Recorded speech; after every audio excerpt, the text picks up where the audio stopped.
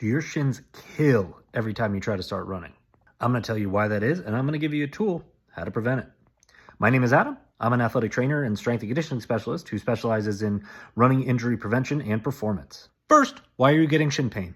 It's important to know that shin splints or medial tibial stress syndrome can come from a variety of factors. Shin splints are generally defined as pain that is on the medial side of the tibia, so right here, about 2/3 to 1/3 of the way up the shaft. Now, shin splints can be caused by a sudden increase in running mileage or speed, running on hard, uneven surfaces repeatedly, inadequate recovery between workouts, improper or worn out footwear, muscle imbalances or tightness, particularly in the calf or ankle region, or just poor running mechanics. Now, what I have found in my years of practice is it usually boils down to three things.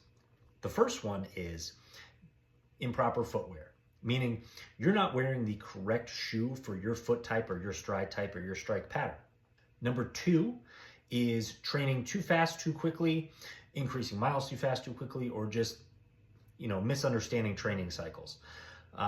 If you don't build a good base and you try to move on to speed too quickly, your muscles and your tendons and your bones aren't actually used to that impact or that force, so that can cause some issues.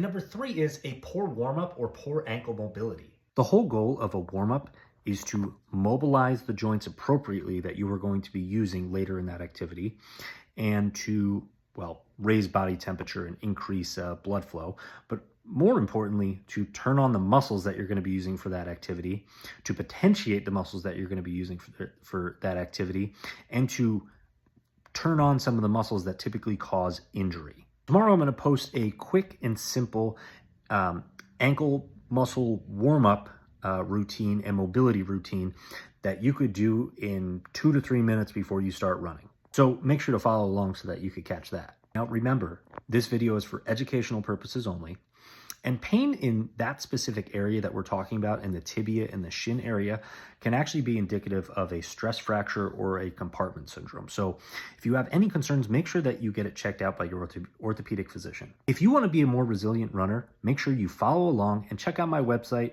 runresilient.com.